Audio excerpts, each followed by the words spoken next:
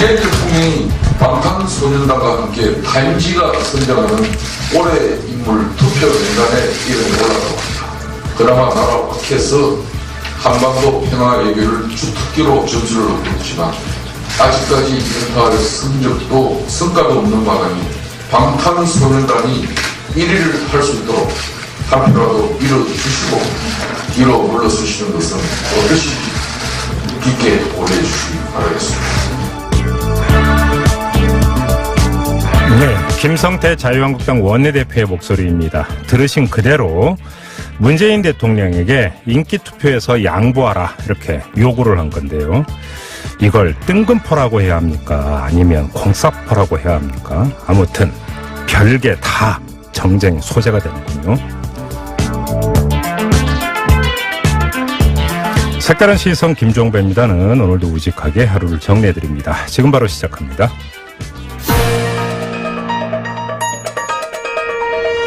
핵심을 놓치지 않는 깊이 있는 뉴스 토크.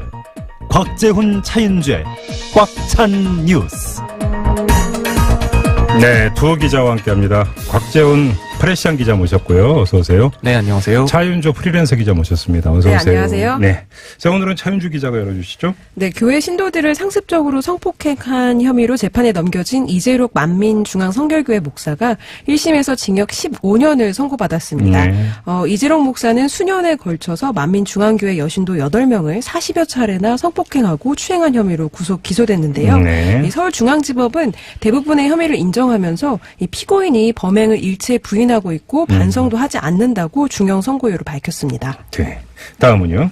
네, 경찰이 여친 몰카 인증 파문을 일으킨 구구 성향 온라인 커뮤니티 일간베스트 저장소를 압수수색해서 네. 회원들의 가입 정보와 접속 기록, 또 게시물 작성 기록들을 확보했다고 밝혔습니다. 네.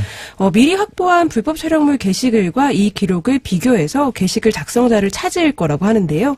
한편 일베에선 무조건 인터넷 검색으로 나온 사진이라고 우겨라, 이런 식의 수사 대응법이 올라와서 또 논란을 부르고 있습니다. 네. 일탈이죠. 네. 다음은요.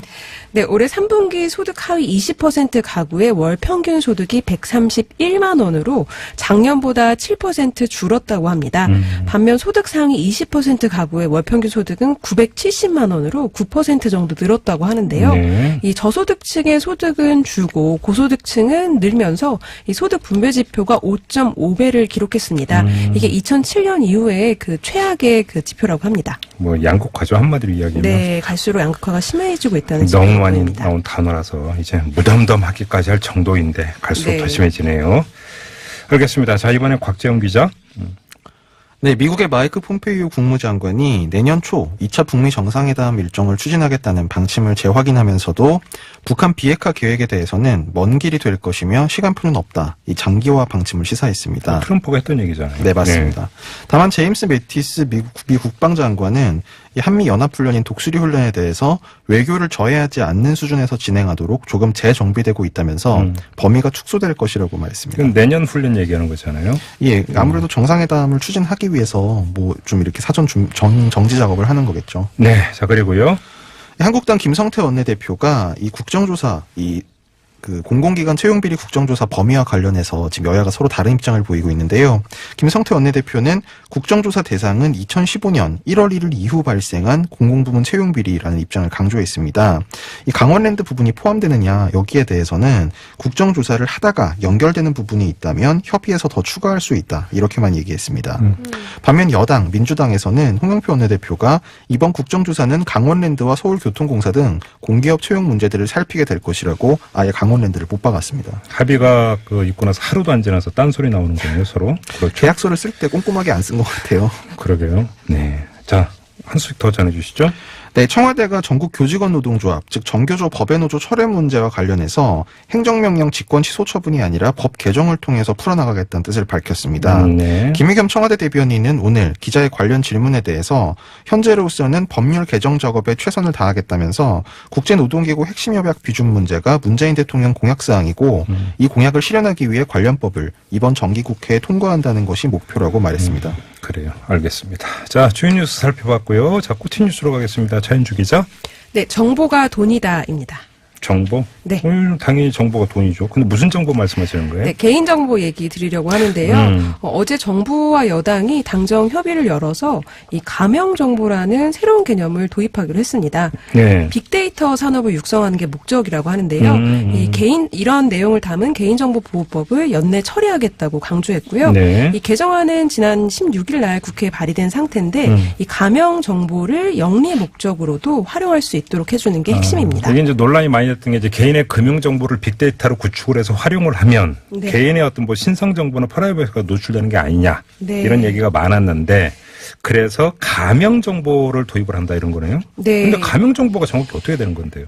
그동안 이 개인정보보호법을 보면 예. 개인정보와 익명정보라는 두 가지 개념만 있었어요.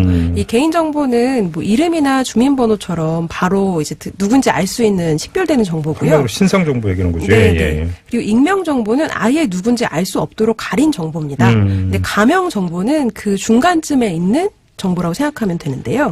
이 개인으로 특정될 수 없도록 일부 정보만 가린 거예요. 이제 예를 들어서 이 개인 정보라고 하면 TBS에서 근무하는 1982년생 김철수 이건 누구나 알 수 있죠. 이름, 생년, 그다음에 근무처 다 나왔으니까. 네, 네. 예, 이런 예. 게 개인 정보고요. 예. 이 익명 정보는 이 김철수 씨의 익명 정보를 서울에서 일하는 30대 직장인 한두 명이 이러면 아니니까. 네, 누구인지 알 수가 없습니다. 서울의 김서방이 되는 거죠. 네. 완전히 불가능하고요. 이 정보 가치도 별로 없습니다. 근데 이제 가명 정보라는 건 이 중간에 이제 절충점을 찾은 건데요. 이 서울 상암동에 있는 방송사에서 일하는 30대 남성. 이 정도면 이제 그 누군지 특정할 수는 없지만 네. 이 정보 가치는 충분히 있습니다. 뭐 이 30대 직장인한테 예를 들어서 소비 트렌드 이런 것들을 파악을 할 수가 네, 있죠. 요 지역에서 뭐 자영업을 하시는 분들은 이런 사람들을 대상으로 마케팅을 할 수 있는 거고요. 네네, 예. 이런 식으로 이제 정보 가치는 이때 개인 정보는 보호할 수 있는 방향으로 이 두 마리 토끼를 잡는 거다. 이게 정부의 설명이에요. 근데 이게 사실 그 개인정보라는 게 사실 금융권에서 굉장히 탐내는 정보인데 네. 이거를 규제를 풀겠다는 거는 빅데이터를 활용해서 뭔가 이런 4차 산업 관련 산업을 이렇게 추진하겠다는 거잖아요. 그 취지는요. 네네. 이게 산업계가 오래 요구해온 얘기인데요. 이 개인정보가 우리나라 규제가 너무 심하다. 그러니까 좀 규제를 풀어서 이 신산업이나 상품 개발, 마케팅 같은데 활용할 수 있게 해달라 이렇게 요구를 해왔었습니다. 예. 근데 정부가 거기에 이제 부응을 해서 우리나라 뭐 이제 4차 산업이 좀 뒤처지고 있다. 그리고 요새 혁신성장 뭐 정부가 계속 얘기하잖아요. 여기에 좀 대비할 수 있도록 이 규제를 풀겠다는 게 방침입니다. 근데 사실 개인정보에 대해서는 원래도 불안감이 많고 게다가 뭐 개인정보가 공공재라는 둥 이제 막 그런 자조까지 나오는데 네. 사실 오늘 11시에 국회 앞에서 경실련 참여연대 등이 이게 막 심각한 개인정보 침해가 될 수 있다 반대 회견까지 했어요. 네네. 그러니까 핵심은 이게 가명정보라고는 하지만 개인정보가 과연 충분히 보호가 되겠냐 사실 여기에 대해서 불안이 상당히 높은 건 사실이잖아요. 맞습니다. 그게 바로 문제인데요. 이제 현행 개인정보보호법은 이 누군지 식별할 수 있는 개인정보는 이 누군가 활용하려고 한다면 이 당사자 사전 동의를 반드시 받도록 하고 있습니다. 네. 근데 이제 이번에 당정이 추진하고 있는 이 개인정보보호법 개정안은 이 가명정보는 당사자가 동의를 하지 않아도 활용할 수 있도록 하고 있는 거예요. 네. 그래서 이걸 공익적인 연구나 뭐 통계표를 작성하는 걸 넘어서 기업이 상업적인 목적으로 쓰도록 하고 있습니다. 네. 근데 문제는 가명 정보는 아까 말씀드린 대로 익명 정보랑 다르기 때문에 이 추가 정보가 한두 개 정도 결합을 하면 네. 이게 누군지 특정할 수 있다는 거예요. 네, 네, 이 아까 얘기했던 이제 방송사에서 일하는 30대 남성. 근데 여기에 5살짜리 새쌍둥이가 있다. 이런 식으로 한 가지 이제 추가 정보가 결합이 되면 거의 이제 특정이 되거나 좁혀질 수 있다는 그렇죠. 거죠. 그렇죠. 게다가 이게 또 가명 정보라는 게 암호화 처리를 해서 기술적으로는 이제 가명 정보가 되는 건데 이 해킹을 해서 풀린 사례도 그동안 다수 나왔었습니다. 근데 당장이 보호장치는 마련을 안 한 거예요? 네, 이제 그 당정 입장은 사후 규제를 강화하는 방향으로 가겠다 이겁니다. 네. 이 가명 정보를 이용하는 기업이나 기관이 이 특정인의 개인 정보를 알 수 있게 하면 5년 이하의 형벌 또는 5천만 원 이하의 벌금을 이제 새로 도입하고 네. 또 전체 매출액의 3% 과징을 부과할 수 있도록 이 처벌 조항을 마련해 뒀어요. 네. 또 이제 지금 개인 정보 관련해서 이제 감독하는 그 업무가 네. 뭐 행정안전부나 뭐 이제 방송통신위원회 등등 이제 부처별로 흩어져 있는데 네. 이걸 총리실 소속으로 개인정보보호위원회라는 곳에서 일원하겠다고 하고 있습니다. 5천만 원 이하의 벌금이라고요? 네. 이거보다 몇십 배 더 많은 이익을 챙길 수 있다면. 네, 예를 들어서 실제로 홈플러스 같은 경우에는 2011년부터 14년까지 이 개인정보 그러니까요. 2,400만 건을 팔아서 200억 원 넘게 보험사들로부터 받았던 적이 있습니다. 그러니까 이제 사실 이제 그 은행이나 이런 데서 개인정보 유출됐을 때 항상 나왔던 이야기가 벌칙이 너무나 네. 속칭 껌값이어서. 네, 게다가 이제 개인이 민사를 통해서 손해배상을 받아야 되는데 과정이 너무 오래 걸리고 액수도 너무 작죠. 그러니까 다른 나라는 어떻게 돼 있어요? 네, 우리나라 이번 법이 이제 EU를 벤치마킹 한 건데요. 네. 유럽의 개인정보 보호 규정이라고 GDPR이라는 게 있습니다. 이게 올해 5월에 발효가 됐는데 네. 이게 GDPR이 이제 가명 정보를 거기 이제 나오는 개념이 가명 정보인데요. 네. 이 활용폭은 넓지만 공익 목적과 상업 목적을 구분해서 규제하고 있습니다. 네. 이 공익 연구만 정부 주체 동의 없이 활용할 수 있게 하도록 하고 있고요. 민간 기관, 그러니까 기업 같은 곳에서 상업적인 연구를 활용할 때는 당사자 동의는 물론이고 네. 이 정당한 이익도 있어야 한다고 규정해 두고 있습니다. 또 이제 정보 주체한테 뭐 어떤 목적으로 어떻게 그 가명 정보를 처리했는지 이런 걸 지속적으로 알리도록 하고 있고요. 네. 이 그 당사자는 언제든지 그게 마음에 들지 않으면 그 반대할 권리를 갖고 있습니다. 네. 우리나라에서 없는 그 조항들이고요. 그래서 이제 산업 경쟁력을 갖추려면 이 개인 정보를 활용하는 게 불가피하긴 하지만 이 개인들에게 자기 결정권을 줘야 한다. 그런 지적이 나올 수 있을 것 같습니다. 한마디로 그러니까 유럽 기준을 벤치마킹 했는데 유럽보다 더 나갔다는 거잖아요. 네, 그래도 맞습니다. 유럽은 상업 목적 이용 같은 건 엄격히 규제를 하고 있는데 네. 우리나라는 거의 푼다 이런 거잖아요. 네, 맞습니다.